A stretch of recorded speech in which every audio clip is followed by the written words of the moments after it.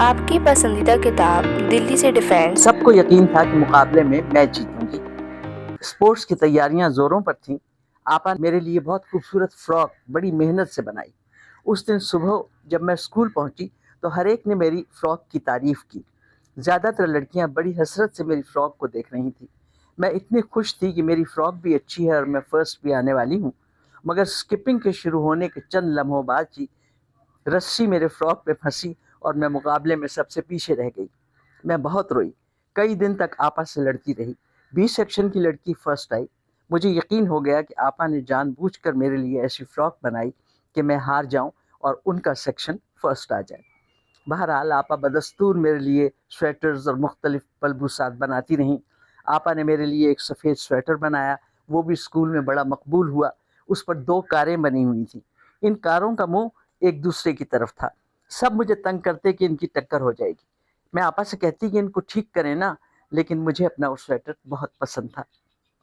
میں جماعت کے اچھے اسٹوڈنٹس میں سمجھی جاتی تھی، مگر ان بچوں میں سے نہیں تھی جو پہلی 3 پوزیشنز پر آتے ہیں۔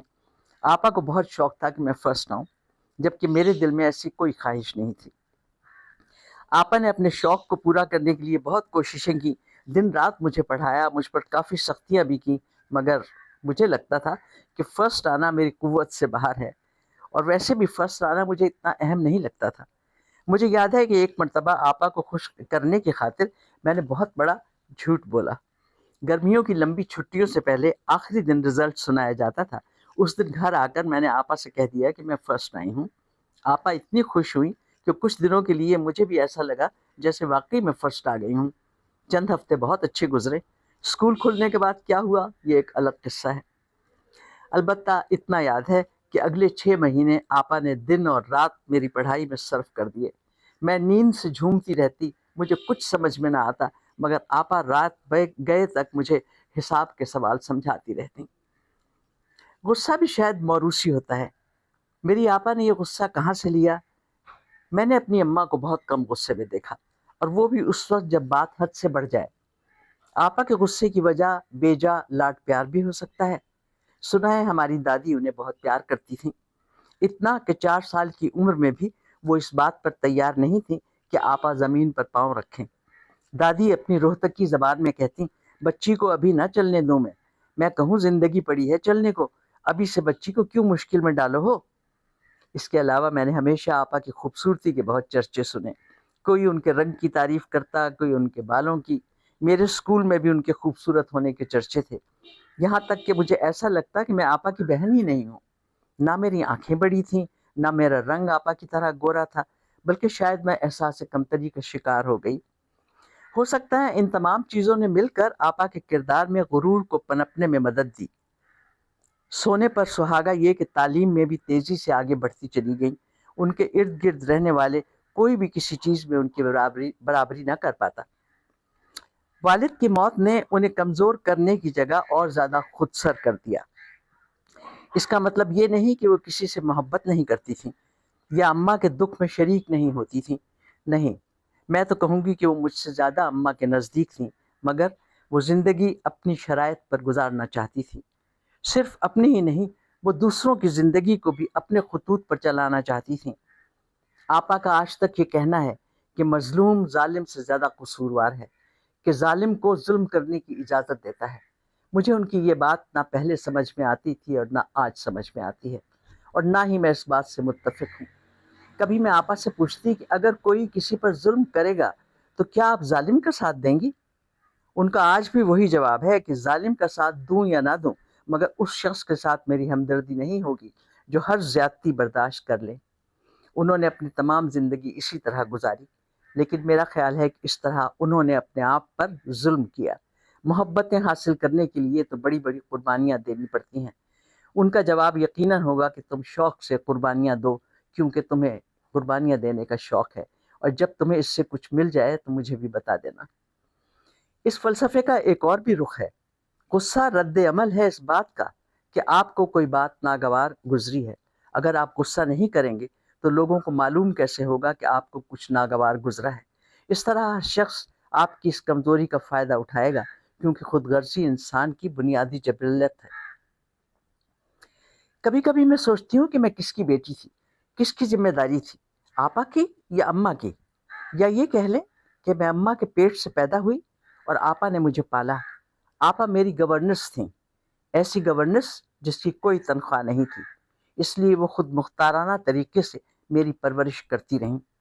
मेरे जहन में एक कन्फ्यूजन सा फैल जाता, अगर अम्मा मेरी माँ है तो मेरी आपा मेरी देखभाल क्यों करती हैं?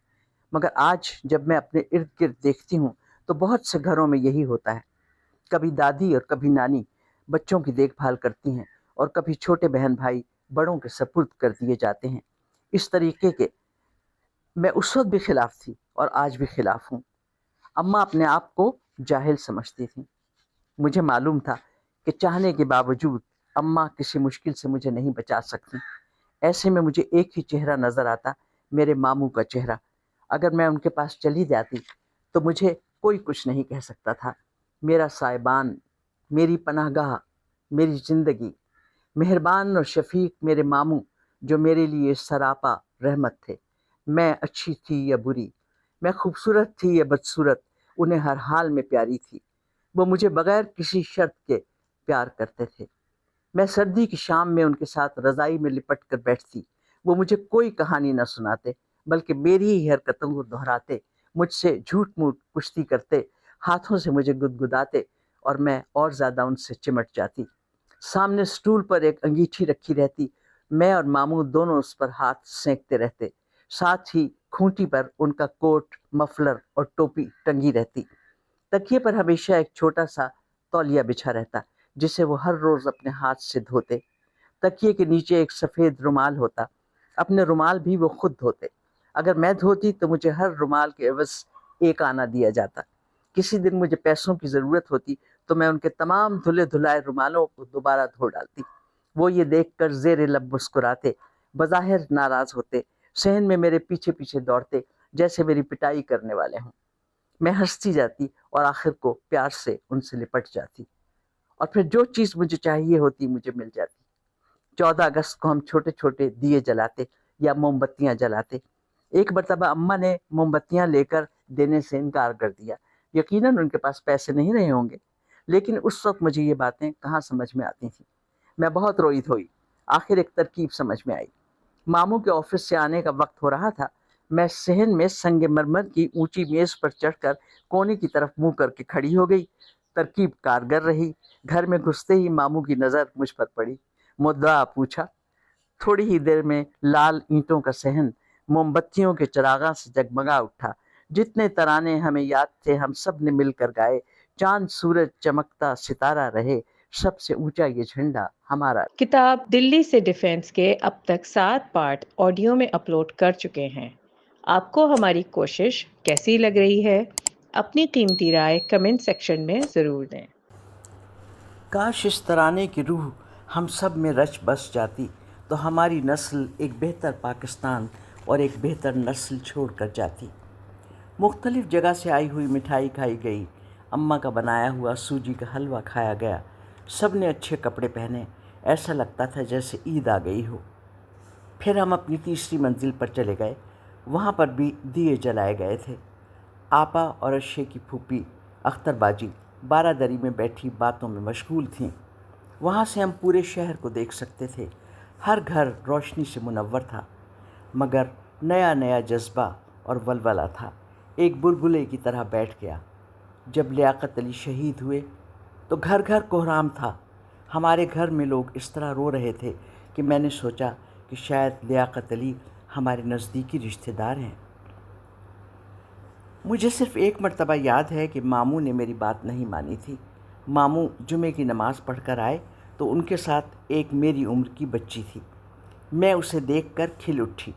मामू ने बताया कि जब वो बड़ी मस्जिद से निकल रहे थे तो वो बाहर खड़ी रो रही थी। बहुत ढूंढा मगर उसके वालिद और भाई ना मिले।